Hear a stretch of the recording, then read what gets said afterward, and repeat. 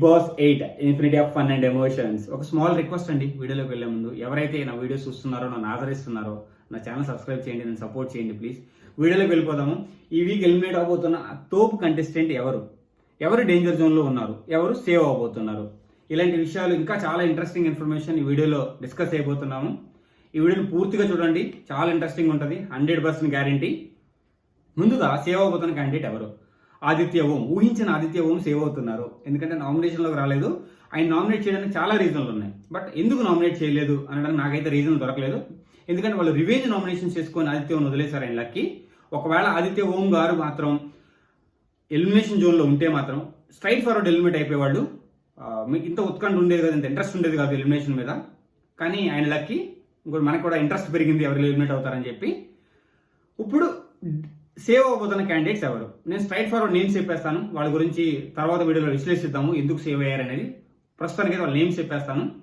నిఖిల్, నబీల్, నైనిక, యష్మి, సీతక్క, విష్ణుప్రియ, సోనియా అందరూ సేవ్. ఎందుకు సేవ్ అయ్యారు? వాళ్ళ ఆట బాగుంది, అందుకే సేవ్ అయ్యారు. ఈ వీక్ డబుల్ ఎలిమినేషన్ ఉండబోతుందా అంటే చెప్పలేం లాస్ట్ మినిట్ వరకు, ఎందుకంటే వైల్డ్ కార్డ్ ఎంట్రీస్ ఉన్నాయి ఈ వీక్. సో డబుల్ ఎలిమినేషన్ ఉండొచ్చు. ఇప్పుడు డేంజర్ జోన్లో ఉన్న క్యాండిడేట్స్ ఎవరు? మణికంఠ ఎందుకు డేంజర్ జోన్లో ఉన్నాడు? బాగా ఆడట్లేదా అంటే నేను బాగా ఆడట్లేదు అనలేదు. ఎందుకంటే ఎనాలిసిస్ ప్రకారము అండ్ ఓటింగ్ పద్ధతి ప్రకారము మన మణికంఠ డౌన్లో ఉన్నాడు. మెయిన్ రీజన్స్ ఏంటంటే ఈ బిగ్ బాస్లో ప్రతి నిమిషం చాలా ఇంపార్టెంట్, ప్రతి సెకండ్ చాలా ఇంపార్టెంట్ మనం ప్రూవ్ చేసుకోవడానికి. మనోడు ప్రూవ్ చేసుకుంటున్నాడు, బట్ ఆ ఫేజ్ చాలా స్లోగా ఉంది. ఆ ప్రూవ్ చేసుకునే ఫేజ్ ఉంటుంది కదా, అది చాలా స్లోగా ఉందన్నమాట. దానివల్ల ఏమవుతుంది, డేంజర్ జోన్లోకి వచ్చాడు. ఎందుకంటే మిగతా వాళ్ళతో కంపేర్ చేసుకుంటే డేంజర్ జోన్లో ఉన్నవాళ్ళు అంటే ఎలిమినేషన్ ఉన్న వాళ్ళతో కంపేర్ చేసుకుంటే మనోడు వీక్, అందువల్ల ఎలిమినేషన్ జోన్లో ఉన్నాడు. ఎలిమినేట్ అయ్యే ఛాన్సెస్ ఎక్కువ ఉన్నాయి అని నిన్నటి వరకు అనుకున్నాము. కానీ ఒక ఆయన మాత్రం నేను వెళ్ళిపోతా అనుకుంటా డేంజర్ జోన్లోకి వచ్చాడు. ఆయనే అభయ్ నామినేషన్స్ టైంలో ఎంత స్ట్రాంగ్గా మాట్లాడాడు. నేను ఎలిమినేట్ అయ్యి బయటికి వెళ్తాను, ఖచ్చితంగా నాకు మంచి ఓట్స్ పడతాయి, నేను సేవ్ అయిపోతానని అంత ధీమాగా చెప్పాడు.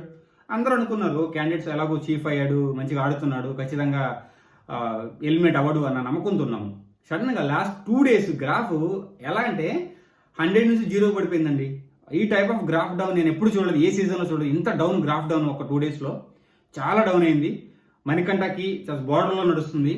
లాస్ట్ మినిట్ ఓటింగ్ నిన్న ఏం జరిగింది అనేది ఇంకా రాలేదు. కానీ అభయ్ ఎలిమినేట్ అయిపోవచ్చు, ఛాన్సెస్ చాలా ఉన్నాయి.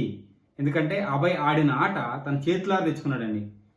టాప్ 5కి వెళ్ళాల్సిన క్యాండిడేట్ ఎలిమినేషన్ జోన్లోకి వచ్చాడు, ఎలిమినేట్ అవబోతున్నాడు అంటే ఎంత బాధగా ఉంటుంది. సో నాకైతే కొంచెం తీసుకోలేకపోతున్నాను. అభయ్ డేంజర్ జోన్లో ఉన్నాడు అండ్ 50% ఎలిమినేట్ అవ్వడానికి ఛాన్సెస్ కూడా ఎక్కువ ఉన్నాయి.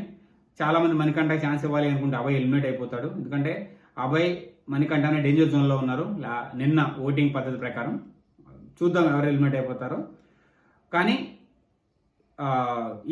ఈ వీక్ ఎలిమినేషన్ మాత్రము లాస్ట్ మినిట్ వరకు చాలా హోరాహోరీగా జరిగిందండి. అసలు ఓటింగ్ అంటే అసలు ఇలా అప్ అండ్ డౌన్. నిఖిల్ మాత్రము ఒక్కసారిగా టాప్కి వెళ్ళిపోయాడు. అసలు నిఖిల్ గేమ్ అనేది అసలు ఓటింగ్ పరంగా మాట్లాడతాను నేను.